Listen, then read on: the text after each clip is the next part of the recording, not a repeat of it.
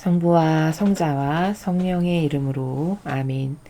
예수님과 어머니 하나 되신 성심을 통해 신성하신 하느님 아버지 피아세 나라에서 아버지께서 사랑하시는 천상천하의 모든 피조물들과 그리고 이 지상에 아버지께 속한 소수의 남은 자녀들, 그들과 함께 아버지 대전 앞에 엎드려 감사와 찬미와 영광과 음순과 존경과 사랑을 드립니다. 사랑하는 아버지, 참 부끄럽고 한없이 미약하기만 합니다. 매 순간 아버지와 함께 사는 것, 그것 단 하나만을 완성하는 것이 너무나도 절박하고 가장 중요한 일임을 매일 매 순간 깨닫습니다. 아버지와 함께 하지 못했던 수많은 여백들을 회개하고 뉘우치고 그 여백의 틈을 사랑으로 예수님과 성모님의 정신과 가르침과 모범에 근거한 그 사랑으로 꽉꽉 채워서 아버지께 기쁨을 드리고자 하오니 부디 너그러이 받아주시옵소서. 또한 아버지, 이제 이 지구상에는 아버지만이 다스리셔야 할 마땅한 권리인 통치를 인간이 감히 마귀 주제에 마귀적 사고방식을 하고 살아가면서 거칠애와 표양과 그리고 그들이 만든 제도와 전통과 옷이라고 하는 코스프레로 뒤집어 덮어서 수많은 영혼을 속이고 인간의 뜻 역겹고 더럽고 추잡한 저질스러운 것으로 다스려 모든 영혼을 속이고 있습니다. 아버지, 이제 그것들을 심판하여 주시옵소서. 그 마귀들의 정수리 위에 유황불, 지옥의 불을 쏟아 부으시어 모조리 불살라 태워 없애주시며 아버지께 속한 소수의 그 남은 자녀들을 돌보시고 그들이 더 아버지께 많은 찬미와 영광과 흠숭과 존경과 사랑을 드리는 아름다운 영혼들이 될 수 있도록 축복하여 주시옵소서. 어서 오시어 다스려 주시옵소서. 저희들의 내적이고 외적인 모든 것에 주체가 되어 주시기를 갈망으로 청하드립니다. 이 모든 기도 우리 주 예수 그리스도의 이름으로 기도드리나이다. 아멘. 성부와 성자와 성령의 이름으로 아멘. 안녕하십니까? 하나님의 뜻성계 피아수녀입니다. 오늘은 민수기 17장 학습을 할 차례가 되었습니다. 먼저 오늘 17장의 내용, 어떤 내용인지 여러분들과 함께 본문부터 읽고 그리고 학습해 보도록 하겠습니다. 민수기 17장 벌받아 죽은 사람들의 향로로 제단을 씌우다. 아론이 백성을 위하여 기도하다. 아론의 가지에 싹이 돋다. 주님께서 모세에게 이르셨다. 너는 아론 사제의 아들 엘르아자를 시켜 불탄 자리에서 향로를 모으게 하고 불은 멀리 가져다 쏟아 버리게 하여라. 이 향로와 불은 아무나 건드릴 수 없다. 큰 잘못을 저지르고 목숨을 잃은 이 사람들의 향로를 모아다가 두드려 펴서 제단에 씌워 이스라엘 백성이 그것을 보고 이 사실을 생각하게 하여라. 이것은 주님 앞에 가져왔던 것인 만큼 이미 거룩하게 되었다. 사제 엘르아잘은 타 죽은 사람들이 들고 나왔던 그 구리 향로들을 모아다가 두드려 펴서 제단에 씌웠다. 이것은 주님께서 모세를 시켜 말씀하신 대로 아론의 혈통을 이어받지 않은 사람은 아무도 주님 앞에 나가 향을 피울 수 없다는 것과 만약 무엄하게 나갔다가는 코라와 그의 무리처럼 된다는 것을 이스라엘 자손에게 일깨워 주려는 것이다. 아론이 백성을 위하여 기도하다. 이튿날 이스라엘 백성의 온 회중은 모세와 아론에게 와서 주님의 백성을 죽을 지경에 몰아넣었다고 불평하였다. 이렇게 회중이 그들에게 모여들어 덤비자 모세와 아론은 만남의 장막으로 발길을 옮겼다. 그때 거기에 구름이 덮이고 주님의 영광이 나타났다. 모세와 아론이 만남의 장막에 다다르자 주님께서 모세에게 이르셨다. 너희는 이 회중 가운데서 빠져나오너라. 내가 순식간에 그들을 없애버리리라. 모세와 아론은 얼굴을 땅에 대고 엎드렸다. 그리고 모세가 아론에게 일렀다. 제단에서 불을 가져다가 향로에 담아 향을 피워가지고 어서 회중 있는 데로 가서 그들이 죗값으로 받을 재앙을 막아주시오. 주님의 진노가 터져 연병이 번지기 시작하였소. 아론은 모세가 하라는 대로 향로를 들고 회중 가운데로 뛰어들어갔으나 연병은 이미 백성 가운데 번지고 있었다. 그는 향로를 흔들어 향내를 풍기게 하여 백성이 죗값으로 받을 재앙을 막아주며 연병이 물러갈 때까지 죽은 사람들과 산 사람들 사이에 서 있었다. 코라의 일로 죽은 사람은 제외하고 이번 병으로 죽은 사람만 14,700명이나 되었다. 연병이 물러가자 아론은 만남의 장막 문 앞에 있는 모세에게로 돌아왔다. 아론의 가지에 싹이 돋다. 주님께서 모세에게 이르셨다. 이스라엘 백성에게 명령하여 각 가문에서 나뭇가지를 하나씩 가져오게 하되 각 가문별로 어른들이 하나씩 가져오게 하여라.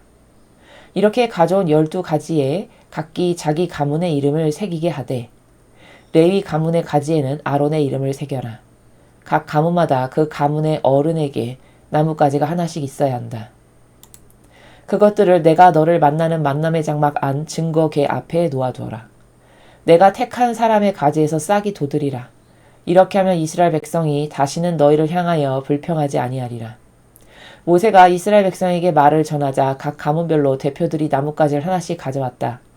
이렇게 가져온 12가지 중에는 아론의 가지도 있었다. 모세는 그 가지들을 증거의 장막 안 주님 앞에 놓아두었다. 이튿날 모세가 증거의 장막 안에 들어가 보니 레위 가문을 대표한 아론의 가지에 싹이 돋고 꽃이 피었으며 감복숭아 열매가 이미 익어 있었다. 모세가 그 가지들을 주님 앞에서 온 이스라엘 백성이 있는 대로 내오자 그들은 저마다 자기 가지를 찾아가지고 돌아갔다. 주님께서 모세에게 이르셨다. 아론의 가지는 증거궤 앞에 다시 가져다 보관하여 두고 반역자들에게 경계가 되게 하여라. 그리하면 나에게 불평을 하다가 죽는 일이 생기지 아니하리라. 모세는 주님께서 분부하신 대로 하였다. 이스라엘 백성이 모세에게 호소하였다. 이젠 끝장이요. 영락없이 망했소. 모조리 망하게 되었소. 감히 주님의 성막에 나갔다가는 모두 죽을 터이니 우리가 이렇게 아주 망해야 한단 말이오. 주님의 말씀입니다. 하느님 감사합니다. 여러분 오늘 민수기 17장을 읽고 무슨 생각이 드십니까? 참 인간이라는 군상이라는 것은 참 구제불능이구나 이런 생각 혹시 드시지 않으십니까? 제가 이제 이따 분석을 해서 말씀을 드리겠지만 그러니까 인간이라는 존재가 어떠한 진실을 깨닫는 것도요. 은총이나 있어야 깨닫는 겁니다. 어제 그 일을 당하고 오늘 또 주님이 직접 입증해 주셨는데도 지금 28절 끝에 뭐라고 얘기하고 있죠? 군중이. 우리가 이제 이렇게 아주 망해야 한단 말이요. 이런 이상한 소리를 하고 앉아있죠. 그렇죠? 그러니까 사람이라는 존재가 과연 어떠한가라는 것을 먼저 우리가 알아야 될 매우 중요성이 있는 거는 그래야 소위 속된 말로 주제 파악을 합니다. 인간은요. 나는 하느님하고 떨어지고 멀어지면 그냥 막이 밥이구나. 여기 이 오늘 군중이 이야기하는 걸 한번 보십시오. 무슨 소리를 하고 앉아있는 건지. 말귀도 못 알아듣는 수준이죠. 그러니까 눈으로 형상으로 봤는데도 저 수준이잖아요. 그렇죠. 그럼 지금 시대는 나을까요? 천만의 만만의 말씀입니다. 지금 시대는요. 이 시대보다 더 열악한 게 뭐냐. 나는 그래도 좀 괜찮은 존재야. 이런 생각까지 이 지경 수준인데 거기다가 그런 생각까지 덧붙여져 있으면요. 죽는 날까지 깨달을까요? 죽는 날까지 못 깨닫습니다. 못 깨닫고 자기의 처지가 얼마나 비참한지는 이제 죽고 나서 자기가 어디 갈지를 보고 그제서야 알게 되겠죠. 아주 비참한 일입니다. 우리는 이미 지난 시간에 굉장히 중요한 내용에 대해서 학습했습니다. 지난 16장에서 모세와 아론에게 반기를 들었던 그 레위 지파의 그 사람들 있잖아요. 코라라고 하는 사람을 필두로 해서 그 몇몇과 거기에 동조하고 협력했던 250명들 그리고 그 가족들에 이르기까지 아버지가 어떻게 하셨습니까? 그 즉시 땅을 갈라서 파묻어서 죽여버리셨습니다. 산채로. 그렇죠. 그걸 여기 백성들이 다 봤잖아요. 다 봤는데도 이 지경이에요. 이 수준이에요. 그러니까 여러분 인간이라는 존재는요. 뭘 봤다 해서 달라질까요? 절대 그렇지 않다고 제가 예전에도 말씀드렸죠. 이런 분들이 간혹 계세요. 나에게도 바오로 사도에게 있는 일이 나에게 있다면 나는 완전히 다를 텐데 엄청난 착각입니다. 여러분 기적 있다라고 인간 달라지지 않아요. 여기 이 사람들 체험 한두 가지 했겠습니까? 아마 지금 살아가는 현대인보다 이 이스라엘 백성이 체험의 가짓수로 따지자면 수도 없이 많았을 겁니다. 아니 이집트에서 나올 때 그 체험 아무나 할 수도 있는 체험입니까? 바다가 갈라지고 하늘에서 만나가 내리고 엄청난 기적 체험을 한 사람들이지 않습니까? 그 기적 체험했다고 달라집니까? 안 달라지죠? 어제 아버지가 화나셔서 아버지와 하나 된 일꾼을 비난하고 조롱해가지고 어떤 일이 벌어졌는지 자기네들 눈앞에서 봤는데 오늘도 또 이 지경이잖아요. 그렇죠? 나는 저 정도는 아닐 거야. 자기에 대해서 관대하게 생각하지 마십시오. 그저 인간이란 존재는요, 자비만 필요할 뿐입니다. 하나님의 자비가 어떤 한 인간에게서 떠나죠? 그러면 그 인간은요, 그 즉시 마귀밥 됩니다. 본인만 그냥 모를 뿐이에요. 몰라도 상관없지만요. 이해가 되십니까? 그러니까 아주 조심해야 되는 거는 이 영의 세계라는 거는요. 그래서 제가 여러분에게 아주 입이 닳도록 말씀드리는 게 하느님하고 하나 되지 않죠. 그러면 그 인생은 망한 거예요. 그거 자체로. 그냥 목숨 붙어서 밥 먹고 살아있다라고 해서 다 똑같은 인간 절대 아닙니다. 아시겠습니까? 사람이라는 존재 자체의 본질은 영혼이지 이 육신이 아니거든요. 그럼 내 영혼이 지금 어떤 상태, 자기가 자기 영혼 보는 사람 없잖아요. 아주 특별한 은총이 있지 않은 한. 여러분의 영혼이 지금 어떤 상태에 놓여 있는지 보이십니까? 못 보잖아요. 대다수의 사람은요. 근데 그 중요한 건 바로 그 영혼이 자기 자신입니다. 그럼 내가 지금 내 영혼이 지금 굶주려 진리의 말씀에 굶주리고 옳은 것에 굶주려서 삐들어서 말랐는지 아니면 아예 마귀화가 돼서 험악한 지경에 있는지 하나도 모르지 않습니까? 근데 그 영혼이 보이지는 않지만 주님의 말씀, 예수님과 성모님의 모범을 통해서 우리가 추구해야 되는 옳은 건 뭐냐? 그저 아버지의 뜻, 여기 성경에서 가르쳐 주시는 이 진리, 저 사고방식으로 하느님하고 하나 되지 않는다. 그러면 이 백성하고 별반 다를 바 없다. 이 백성하고 똑같다. 이 진실을, 이 객관화된 사실을 진실로 깨닫는 사람, 그 사람이 복받은 사람이고요. 그 사람이 은총이 있는 사람입니다. 이해가 되시죠?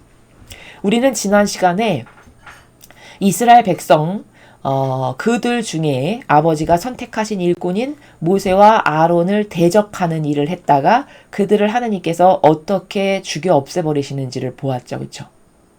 그리고 그들은 그게 사람이 하는 게 아니라 그 안에 살아가는 마귀가 그 영혼을 숙주로 써서 그 영혼을 도구로 그런 짓을 하고 있는 거거든요. 근데 정작 그 자신은 그거를 모른다는 거죠. 그래서 제가 여기 첫 번째 줄에 요약하기를 어리석은 인간 안에서 역사하는 마귀의 메커니즘. 그리고 그 마귀들의 공통점 제가 지난 시간에 강의 때 말씀드렸죠. 마귀는요. 진실과 사실을 가지고 말하지 않아요. 다 뭘 가지고 말한다고요? 눈에 보이는 형상, 형식, 그럴듯한 거. 그 인간의 옳지도 않은 그 자연법적인 세상에서 꾸며대는 말들 있죠. 뭐 이런 거. 그런 거 가지고 말하지 당신의 논리가 예수님과 성모님의 정신과 가르침과 모범, 즉 성경에서 말씀하시는 진리하고는 이렇게 다르니 당신의 지금 그 발언은 잘못된 겁니다. 이렇게 따져 물을 정도면 그 사람은 엄청 똑똑한 거죠. 근데 지금까지 저희 채널에 와서 댓글 달았던 마귀들 중에 그렇게 댓글 단 사람 단 한 명도 없었어요. 그 내용으로는 말할 게 없는 거죠. 왜? 진리를 모르니까. 혹은 진리를 아는 사람이 간혹 있을 수 있을지는 잘 모르겠지만 반박할 게 없으니까. 그러니까 이 마귀가 패턴이 완전 똑같은 게 세상에 가서도 이 같은 마귀가요. 청문회 때 가서 보면 가장 잘 드러나요. 그리고 왜 국회에서 왜 그 발언하는데 그 의원들이라는 사람들이 앉아가지고 질문하는 요런 거 여러분 영상 보시면요. 그 저질인 수준들의 질문의 나라를 보면 기가 차고 코가 나옵니다. 하도 기가 막히고 어이가 없고 웃겨서. 그러니까 다 말하는 수준이 목소리가 뭐 듣기 싫다는 둥, 태도가 뭐 불성실하다는 둥, 뭐 이런 거 있잖아요. 그냥 인신공격적인 발언, 할 말 없으니까. 그리고 참 대단하시네요. 내용은 하나도 없고 이렇게 비꼰다든가. 이런 것밖에 없는 수준이에요. 그 정도로 저질입니다. 근데 저희 채널에 와서 댓글 다는 마귀들도 똑같이 그 수준이더라고요. 패턴이 같다라는 거죠. 그러니까 여러분은 이 마귀의 메커니즘을 제가 이렇게 자세히 말하는 거는 여러분이 그 마귀를 볼 줄 아셔야 된다는 거예요. 볼 줄 알면 속지 않죠. 그렇죠? 어떤 것을요. 완벽하게 분석할 수 있으면 절대 속을 리가 없습니다. 그러니까 자꾸 알려드리는 거예요. 여러분의 것이 되게 하시라고. 그래서 여러분의 영혼을 구하고 그런 그럴듯한 감성이나 자극하고 충동질이나 해대는 마귀에게 속아 넘어가지 말자. 그렇게 해서 내 영혼을 지키고 구하자. 그 의미 때문에 제가 반복해서 여러분에게 말씀을 드립니다. 그래서 마귀 메커니즘은 사실과 진실과 성경과 진리의 근거에서 말하지 않는다. 다 보이는 거. 눈에 보이는 거, 그리고 인간이 만든 그 잘난 제도와 전통을 끝없이 우상숭배처럼 떠받들어서 그것에 반하니까 너는 가짜, 그것에 반하니까 너는 사이비 이단. 인간의 뜻이 제도와 전통이 진리라고 성경 어디에 나옵니까? 예? 제가 좀 역으로 한번 물어보죠. 인간의 뜻 제도와 전통이 진리라고 성경 어디에 예수님 말씀하셨나요? 예수님은 오히려 그 인간의 뜻 제도 전통을요, 바리사이들에게 이 회칠한 무덤, 이 도둑과 강도야, 이 겉과 속이 다른 위선자야, 이렇게 말씀하셨거든요. 그것과 다릅니까? 지금 거짓 교회의 제도와 전통이? 그러니까 사실 마귀들한테 뭐 이런 거 알려줘봤자 뭐 달라질 가능성도 없고 입만 아프지만 혹여라도 이런 진실을 더 이렇게 속속들이 말씀드리는 거는 하느님에 속한 백성들이 더 눈이 열리고 뜨여서 진실을 똑바로 바라볼 수 있는 똑똑한 백성들이 되시라고, 그래서 아주 자세하게 말씀을 드렸습니다. 그래서 지난 시간에 보면은 250명 동조했던 그 예수님과 성모님, 그 모세와 아론에게 대적했던 250명과 그 가족의 일가에 이르기까지 모조리 다 하느님께서 땅을 갈라지게 해서 땅 속에 파묻어서 그 즉시 죽여버리시는 것을 보았습니다. 그러면 거기 가족은 왜 그렇게 했을까? 그 주동자인 마귀랑 하나 됐다 이거죠. 그러니까 하나 되는 게 그렇게 무서운 진실입니다. 그래서 하느님과 하나 되지 않은 모든 것이 다 악에서 나온 것이라는 것을 진실로 우리가 깨달아야 한다. 그러면 또 어리석은 영혼은 나는 성당 다니니까 하느님과 하나 됐어, 이렇게 생각할 사람 거의 다거든요. 과연 그럴까요?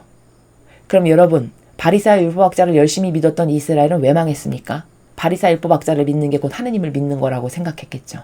그렇죠? 그랬나요? 그렇지 않았음을 이스라엘의 패망에서 우리가 보는 겁니다. 역사와 전통이 오래됐어. 수천 년 됐어. 이 사람들이 이렇게 많이 믿어. 그럼 너만 맞고 이 사람들은 다 틀리다는 거야? 이런 거 다 성경하고 아무 상관없는 인간의 썰이고 마귀의 논리체계입니다. 여러분이 더 이상 그런 것에 왈가왈부하거나 그것에 유린당하지 않으셨으면 해서 말씀을 드립니다.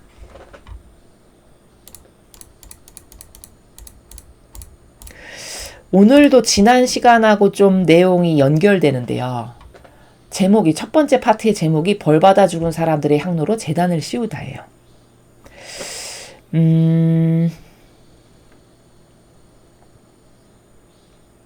지난 시간에 그 아론과 모세에게 반기를 드는 사람들한테 향로를 하나씩 들고 나오라고 그랬죠, 모세가.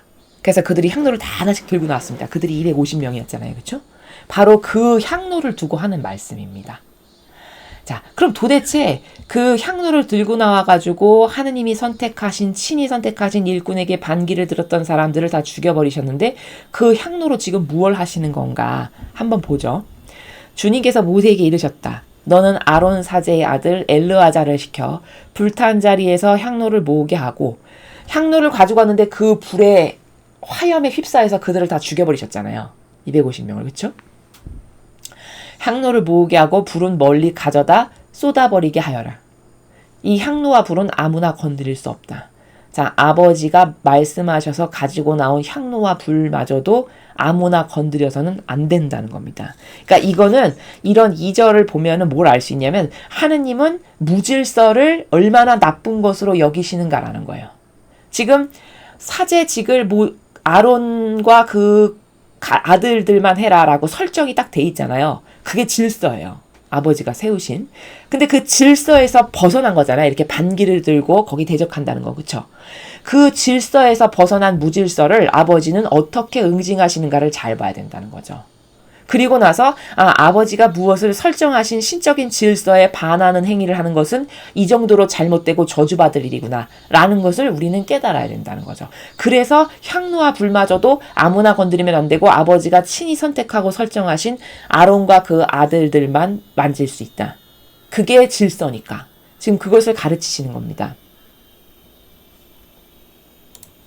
큰 잘못을 저지르고 목숨을 잃은 이 사람들의 향로를 모아다가 두드려 펴서 제단에 씌워 이스라엘 백성이 그것을 보고 이 사실을 생각하게 하여라. 자, 그 향로, 불이 나와서 다 태워 죽인 다음에 그 향로가 그대로 있잖아요. 그걸 가지고 와가지고 그거를 다 이제 망치로 다 두드려 피라는 거죠. 그쵸?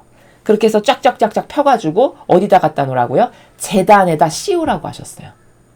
그럼 아버지는 이걸 지금 왜 하실까요? 여기 말씀하셨어요. 왜 하시는지도. 백성이 제사를 지내러 나와. 그러면 제단을 보게 되잖아요. 그럼 볼 때마다 그 구리가, 그 향로를 구성하고 있었던 그 구리, 그게 보이잖아요. 그 제단을 덮어 씌운 게. 그럼 볼 때마다 어떻게 될까요? 각인을 하겠죠. 아, 아버지께 반기 들었다가 저렇게 죽었어. 아버지가 선택하신 일꾼에게 대적했다가 저렇게 됐어. 그렇게 하지 말아야지. 이런 교육이 될까요? 안 될까요? 교육이 되죠. 그 사실 때문에 이렇게 이걸 볼 때마다 걔네들이 생각하고 상기해서 다시는 똑같은 마귀 짓을 안 할 테니까 제단에다 갖다 씌워라. 이렇게 하시는 거죠. 이것은 주님 앞에 가져왔던 것인 만큼 이미 거룩하게 되었다. 자, 하느님 아버지께서 명령하셔서 아버지의 말씀대로 순종하여 가져온 거니까 이미 그건 다 거룩한 거니까 제단에 씌워도 된다. 이런 말씀이십니다. 자, 이해가 되셨죠? 그래서 여기에 이 향로가, 여기 여러분 향로 보이시죠? 첫 줄에 향로. 이 향로가 상징하는 바는요, 영적으로 여기서 영광의 도구예요. 왜? 마귀를 처단한 영광의 도구. 마귀를 죽여버린 아버지가 쓰신 도구, 그 영광의 도구를 상징해요, 향로가. 그 다음에 그럼 그 향로가 왜 영광의 도구냐? 여기 이미 거룩하게 됐다라고 하셨잖아요. 영광의 도구가 되었단 말이죠. 그럼 왜 그게 거룩한 거냐? 반기를 든 마귀를 죽이는 데 쓰였으니까 거룩한 도구예요. 이해가 잘 되시죠? 예를 들면 이거랑 같은 거예요. 같은 원리예요. 다윗이 골리앗을 쳐 죽일 때 짱돌 5개 갖고 나가서 죽였죠. 그러면 다윗이 골리앗을 죽일 때 썼던 그 짱돌 5개는 거룩한 기념할 만한 돌이 되는 거예요. 왜? 악을 처단한 도구니까. 같은 원리라는 거죠. 이해가 되시죠? 자, 이런 겁니다. 그래서 향로만 봐도 제단에 있으니까 제사 지낼 때마다 나와서 보게 될 거고, 그러면 그 향로만 봐도 자신들이 아버지께 대적해서 혹은 아버지가 신이 선택하신 일꾼에게 대적해서 어떻게 죽었는지를 계속 봄으로써 그 공동체 안에는 더 이상 마귀가 그들을 가지고 놀지 못하게끔 방어하시는 조치면서, 그렇죠. 그러면서 그들 스스로도 자꾸 각인을 해서 마귀를 이길 수 있게, 즉 마귀를 퇴치할 수 있게 하시려고 이런 행위를 아버지가 지금 하신 것이다. 이렇게 이해를 하면 된다라는 겁니다. 사제 엘르아잘은 타 죽은 사람들이 들고 나왔던 그 구리 향로들을 모아다가 두드려 펴서 제단에 씌웠다. 자, 아버지께서 말씀하신 대로 했습니다. 사제가. 이것은 주님께서 모세를 시켜 말씀하신 대로 아론의 혈통을 이어받지 않은 사람은 아무도 주님 앞에 나가 향을 피울 수 없다는 것과, 자, 아버지가 한번 얘네들만 이렇게 해라. 그럼 그게 법이고 질서예요. 그 질서는 무조건 따라야 돼요. 그것에 반하니까 그 무질서를 응징하신 거다. 이거죠. 만약 무엄하게 나갔다가는 코라와 그의 무리처럼 된다는 것을 이스라엘 자손에게 일깨워 주려는 것이다. 자, 무질서를 하느님이 어떻게 응징하고 처단하시는가, 무질서를 얼마나 싫어하시는가를 5절을 통해서 우리가 잘 인지할 수 있어야 된다는 것이죠. 아론이 백성을 위하여 기도하다. 이튿날 이스라엘 백성의 온 회중은 모세와 아론에게 와서 주님의 백성을 죽을 지경에 몰아넣었다고 불평하였다. 자, 여러분 6절을 잘 보세요. 백성이 죽은 게 모세와 아론 때문입니까? 그렇지 않죠. 자기 자신 때문이에요. 본인의 자유의지가 하느님의 법 질서를 따르지 않고 역겨운 자신의 사욕과 욕망, 그 인간의 뜻을 따르다가 저것들만 하고 나는 뭐야, 맨날 시중만 들라는 거야? 쟤네들만 사제라고 나는 시중만 들어야 돼. 요게 사욕과 욕망이죠. 요 마음이, 그쵸? 그 마음의 발로가 싹 올라와서 그 마귀의 소용돌이에 이 영혼이 완전히 장악된 거예요. 그리고선 그 다음부터는 마귀 도구하는 거죠. 그렇게 하다가 결국 죽은 거잖아요. 그럼 누구 탓이에요? 자기 탓이죠. 근데 왜 여기 모세와 아론에게 와서 네 탓이라고 왜 얘기합니까? 이게 다 마귀예요. 여기 마귀가 아직 다 안 죽은 거예요. 이 공동체에서. 그쵸? 이스라엘 백성의 온 회중이 와서 모세하고 아론한테 지금 따지는 거예요. 백성을 죽을 지경에 몰아넣어. 아니, 죽을 지경에 몰아넣은 건 모세와 아론이에요? 자기 자신이에요? 자기 자신이잖아요. 그 어디 왜 엄한 데 와서 왜 따져요? 이게 마귀가 이렇다니까요, 스타일이. 그러니까 마귀는 남 탓한다. 그리고 다 뒤집어 씌운다. 이것도 마귀 특징이니까 여러분 잘 알아두십시오. 이렇게 회중이 그들에게 모여들어 덤비자 모세와 아론은 만남의 장막으로 발길을 옮겼다. 그때 거기 구름이 덮이고 주님의 영광이 나타났다. 모세와 아론이 만남의 장막에 다다르자 주님께서 모세에게 이르셨다. 너희는 이 회중 가운데서 빠져나오너라. 내가 순식간에 그들을 없애버리리라. 모세와 아론은 얼굴을 땅에 대고 엎드렸다. 자, 모세와 아론에게 반기르는 세력이 아직 완전히 안 죽었잖아요. 마귀가. 그러니까 아버지께서 어떻게 하십니까? 가차없이 또 죽여버리겠다고 하시죠. 그렇죠? 그리고 모세와 아론에게 일렀다. 모세가 아론에게 일렀다. 제단에서 불을 가져다가 향로에 담아 향을 피워가지고 어서 회중 있는 데로 가서 그들이 죄값으로 받을 재앙을 막아주시오. 주님의 진노가 터져 연병이 번지기 시작하였어. 자, 앞에 거는 땅을 가르시더니 거기다가 그냥 산채로 생매장시켜서 죽여버리시고 향로 가져오라 하더니 그 불에 태워 죽이시더니 오늘은 이제 연병을 걸리게 해가지고 죽이시는 이제 이 아버지의 심판을 우리가 보고 있는 거죠. 그러니까 이 잔당들, 마귀 잔당들이 아직 이 공동체에 지금 남아있는 거죠. 그리고 그 마귀 잔당들을 지금 아버지께서 처리하시려고 마음을 먹으시고 거기서 멀리 떨어져라 나가라 이렇게 하시는 겁니다. 근데 참 모세는 착하기도 하죠. 그렇죠? 아론에게 뭐라고 합니까?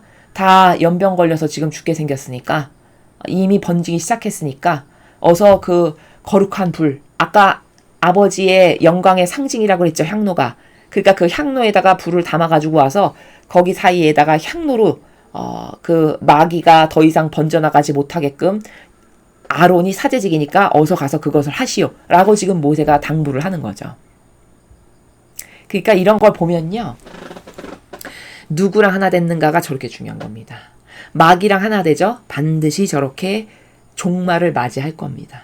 이 지상에서 맞이하지 않았죠? 그럼 죽고 난 다음에 다 갚아야죠. 죽고 난 다음에 지옥을 가서.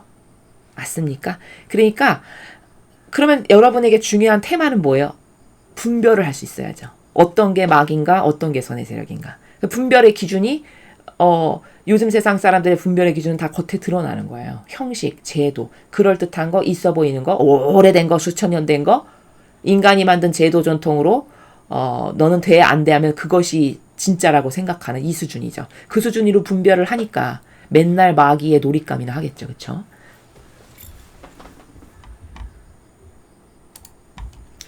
아론은 모세가 하라는 대로 향로를 들고 회중 가운데로 뛰어들어갔으나 연병은 이미 백성 가운데 번지고 있었다. 그는 향로를 흔들어 향내를 풍기게 하여 백성이 죄값으로 받을 재앙을 막아주며 그러니까 이 향로가 지금 무슨 역할을 하는 거냐면요. 향로 안에 불이 있잖아요. 그쵸? 불은 상징하는 게 뭐예요? 태우는 거죠. 정화의 상징이기도 하거든요. 그러니까 그 아버지가 축성하신 사제만 만질 수 있는 그 향로와 불을 가지고 가서 이렇게 분향을 하면 마귀가 이 불로 들어와라. 그래서 이 불 안에서 마귀를 태워 죽이게끔 하는 용도로 지금 향로를 쓰는 거예요. 모세와 아론이. 그러니까 마귀를 이 향로 안에 있는 불에 가둬서 태워 죽이는 영적인 도구가 향로다라는 거죠. 그래서 지금 이런 행위를 하고 있는 겁니다. 연병이 물러갈 때까지 죽은 사람들과 산 사람들 사이에 서 있었다. 코라의 일로 죽은 사람은 제외하고 이번 병으로 죽은 사람만 14,700명이나 되었다. 참 많이 죽었네요. 그러니까 마귀랑 동조하고 협력하고 하나 된 사람이 무려 이 공동체에 아직도 14,700명이나 남아있었다는 진실을 14절에서 우리가 알 수 있는 거죠. 그래서 앞에 반기든 코라의 일로 죽은 사람 말고도 이 코라의 말에 충동질에 넘어가서 이 인간 안에 살아가는 마귀의 뜻과 하나 됐던 사람이 14,700명이나 있었던 거죠. 연병이 물러가자 아론은 만남의 장막 문 앞에 있는 모세에게로 돌아왔다. 아론의 가지에 싹이 돋다. 주님께서 모세에게 이르셨다. 이스라엘 백성에게 명령하여 각 가문에서 나뭇가지를 하나씩 가져오게 하되 각 가문별로 어른들이 하나씩 가져오게 하여라.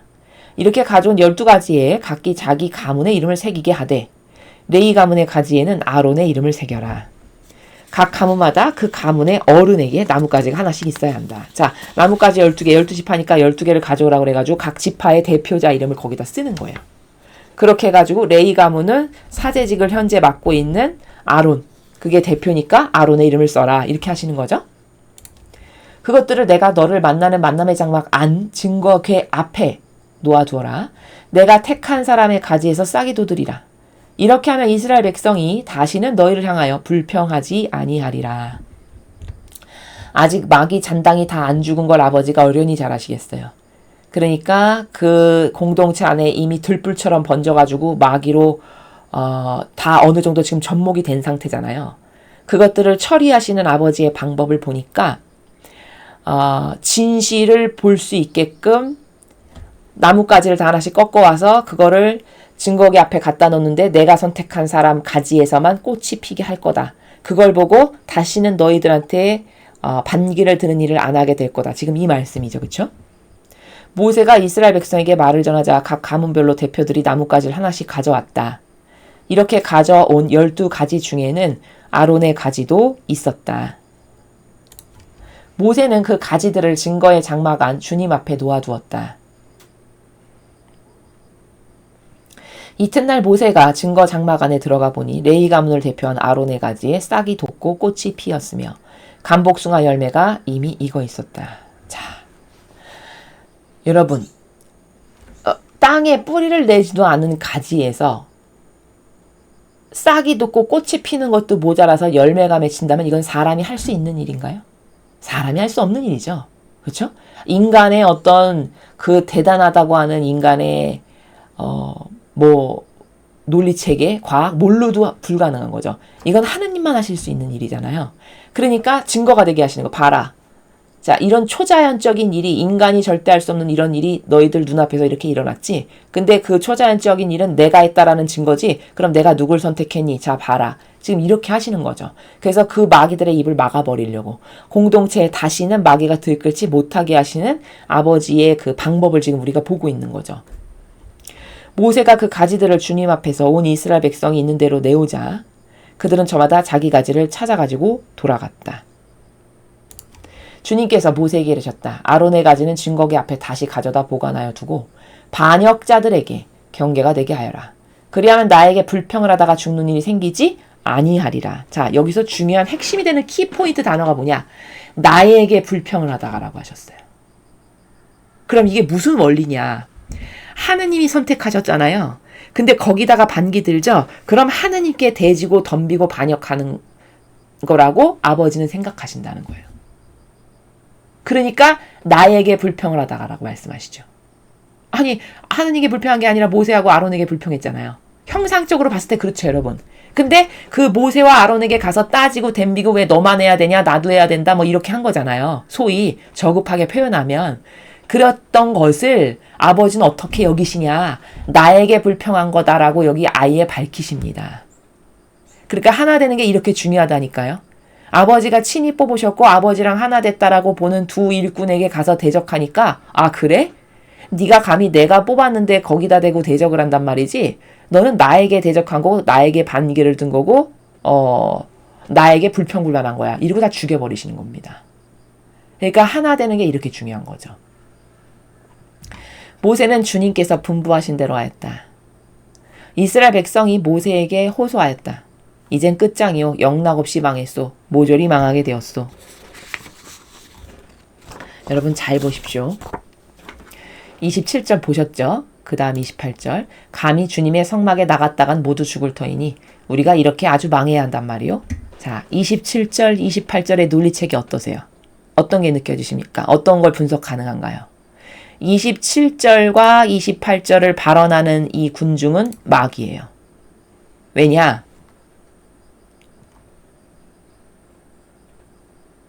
모세가 지금 말한 것하고 아무 상관없는 걸 끌고 왔어요. 그쵸? 아니 모세는 그냥 12가지 준비하라고 해서 준비했고 거기다 아론의 가지에만 싹이 텄고 그래서 아론의 가지를 아버지께서 증거기 앞에다가 다시 가져다 놔가지고 지나가다가 백성이 볼 때마다 아 하느님이 선택하신 일꾼이구나. 아 아버지께 순종하는 마음으로 순종해야지. 이렇게 하라고 지금 가져다 놓으라고 하신 거잖아요.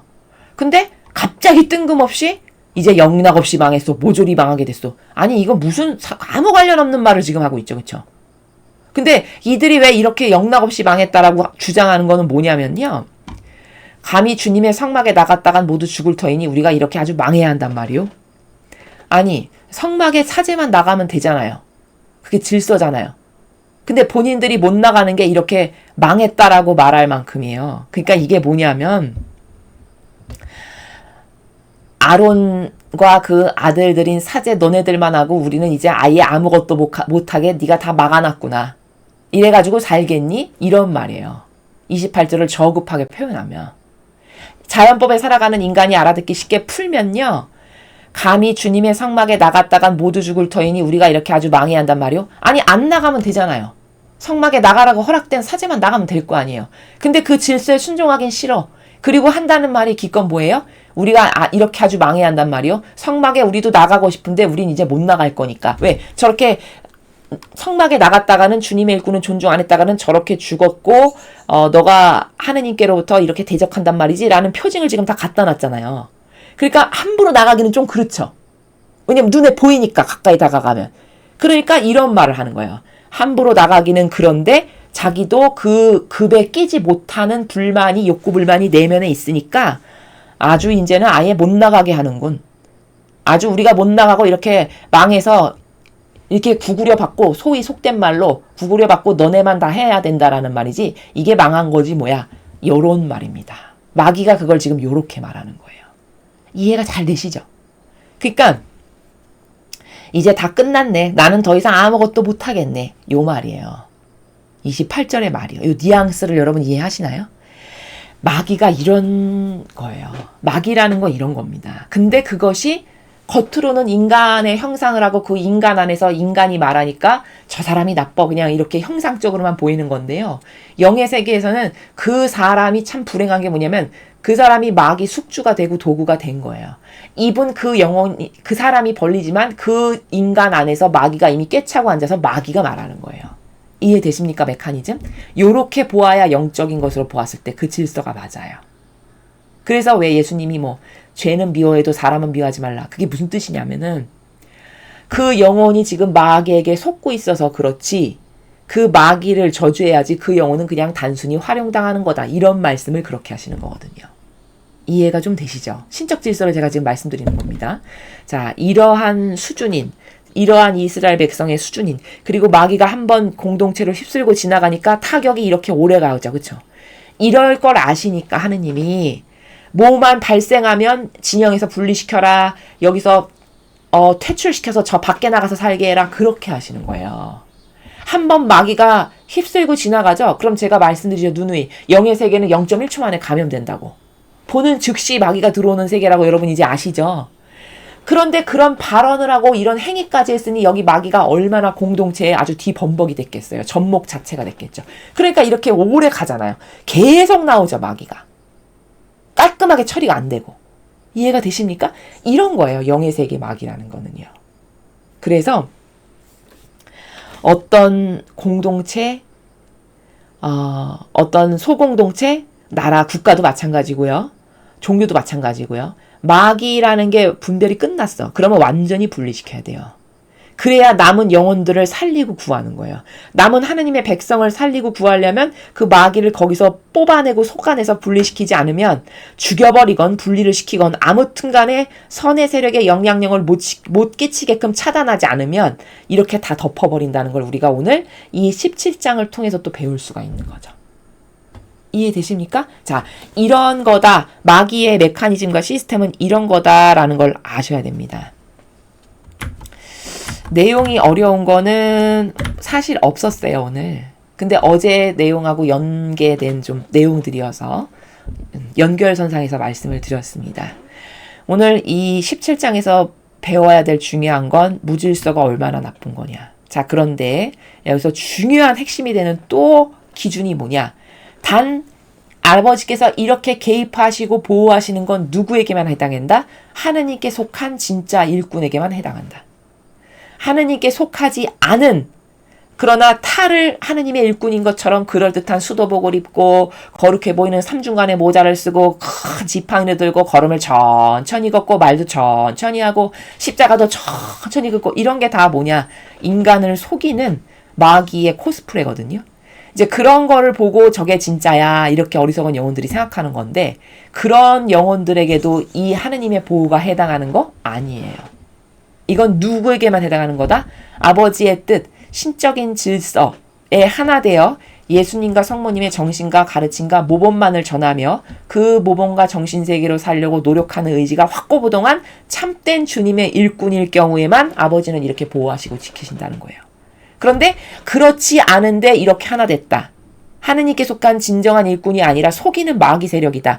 근데 오히려 거기에다가 동조하고 협력하고 하나 됐다. 그러면 여기 반기 들 때 하느님이 어떻게 처리하시는지 여러분 보셨죠? 그러면 그 반하는 세력에게 그렇게 열렬히 동조하고 협력하고 하나 된 거 어떻게 처리하실까요? 안 봐도 불을 보듯 뻔하죠. 그렇죠? 이렇게 분별이 가능하다는 겁니다. 그래서 아버지는요. 우리가 흔히 이 마귀랑 이 거짓 교회랑 공산주의는 완전히 메커니즘이 같거든요. 똑같아요. 시스템이. 근데 공산주의는 그 전체주의 시스템이 잘 보여. 왜냐하면 누가 봐도 저건 억압이거든. 여러분 북한이나 중국이 저 전체주의 시스템이 잘못된 인간의 인권을 유린하는 아주 나쁘고 잘못된 거야. 이거는 아이도 압니다. 왜냐면 겉으로 드러나니까요. 왜냐면 말 안 들으면 막 화염 방사기로 쐬서 죽여. 자기 형인데도 불구하고 향으로 입 막아가지고 질식해서 죽여버려.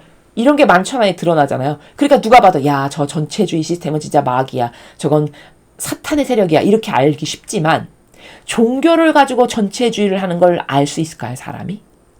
참 알기가 어려워요. 왜냐?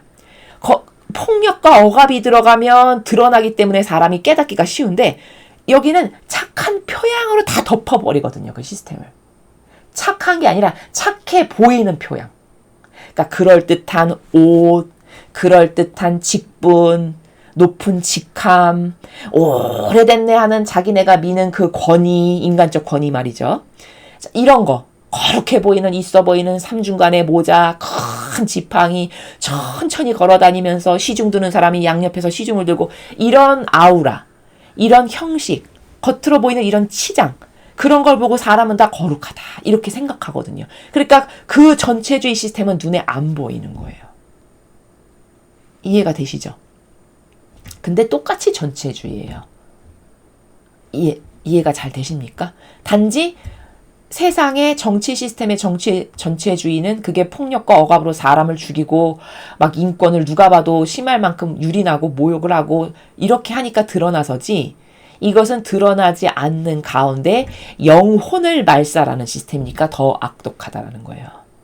영혼을 말살한다는 거는 여러분 어떤 거냐면 그 시스템 밑에 있는 영혼들이 만약에 똑바로 하느님의 일꾼이고 진짜 잘 이끌잖아요. 그러면 하느님을 더 잘 만나게 도와주고 이끌어주고 하느님께 더 가까이 가고 시간이 지나면 지날수록 더 아버지를 사랑하는 마음이 더 커지게 이렇게 영혼을 성장시키고 성숙시킬 수 있을 때 그게 진짜 하느님의 일꾼이에요.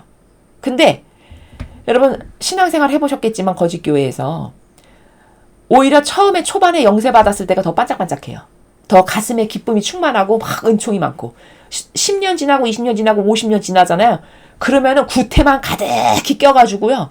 거기 안에서 뭐만 하냐. 너는 옳으네, 너는 그르네, 너는 이것 때문에 틀렸네, 넌 이것 때문에 옳네. 심판자 역할이나 하면서 지옥 가는. 이게 거짓교회의 영혼 죽이는 압사라고 말살하는 시스템이거든요. 그러니까 이게 전체주의라는 거예요. 이해되십니까?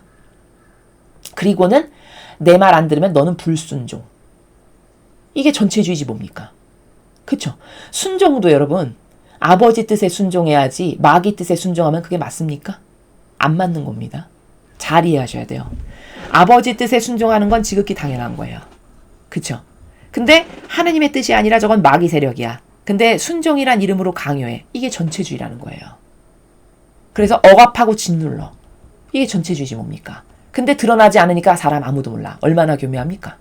그래서 마라나타 메시지에서 아버지께서 맨날 이르셨죠. 너는 직함과 직분에 속지 마라. 그렇죠? 너는 높은 직함과 권한을 가진 영혼에게 속아서는 안 된다라고 한동안 계속 말씀하셨어요. 마라나타 메시지에서. 여러분 학습하셨으니까 아시죠? 그렇죠? 그게 무슨 말씀, 누구를 두고 하시는 말씀일까요? 높은 직함과 권위, 누구를 두고 하시는 말씀일까요? 세상의 정치 세력을 두고 하는 말씀이실까요? 아니에요. 교회를 두고 하시는 말씀이에요. 이해가 되시죠? 그리고 그 메시지를 왜 박해할까요? 자기네 세력을 그렇게 모함한다 해서 박해하는 거죠. 아마 그 메시지가 로마 가톨릭을 칭송하고 칭찬하고 거기는 훌륭하니까 너희는 거기 가서 열렬히 하나 되라. 아마 이랬으면은 훌륭한 메시지 진짜라고 이랬을걸요. 근데 그렇게 말씀 안 하셨거든요. 그 메시지가 진짜니까. 하느님이 진짜 주시는 메시지니까 아닌 걸 아니라고 아버지는 말씀하시겠죠. 그렇죠? 모든 하느님의 일꾼은 아닌 걸 아니라고 말했거든요. 그것 때문에 박해를 받았을전정. 그렇죠? 그러니까 아닌 걸 아니라고 말씀하시는 거예요. 직분과 직함에 속지 마라. 속지 마라 하는 게 무슨 뜻이에요? 너는 이미 속고 있다. 가짜다라는 게 전제되는 말이잖아요. 아니 가짜고 속이는 세력이라는 게 전제되지 않는데 속지 마라는 말을 왜 합니까? 그렇지 않습니까? 여러분 논리체계 아주 쉬운 거예요. 아니 그게 진짜인데 속지 마라? 진짜인데 왜 속지 마라라고 얘기를 하겠어요?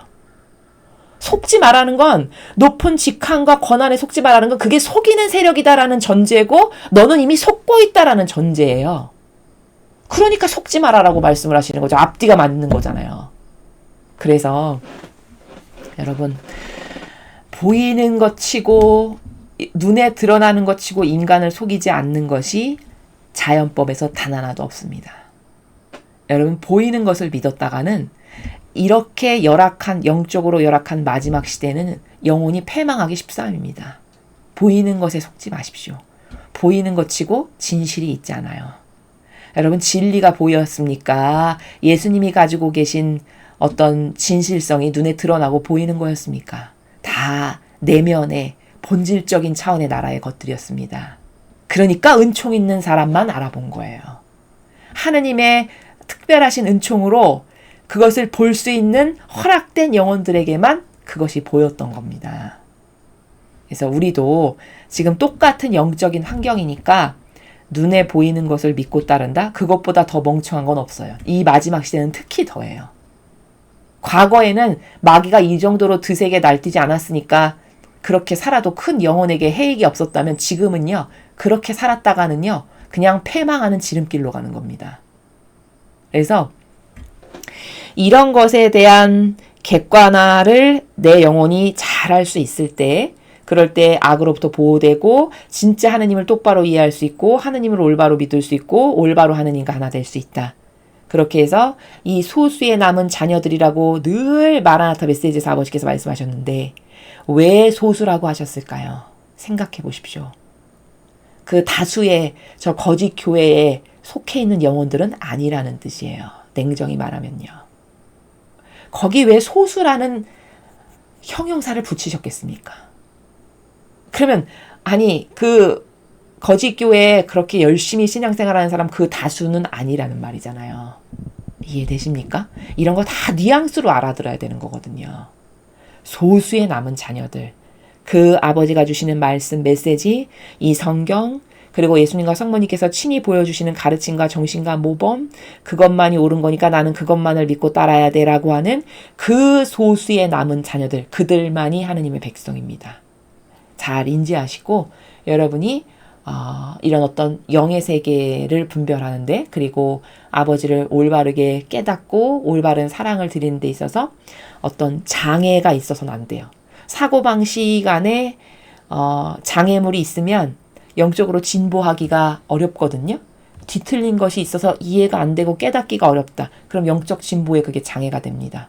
그러니까 이런 오해가 없으셔서 아버지께 오늘 하루도 더 많은 사랑을 드리고 더 많은 희생으로 기쁨을 드릴 수 있는 그런 여러분 되셨으면 좋겠습니다.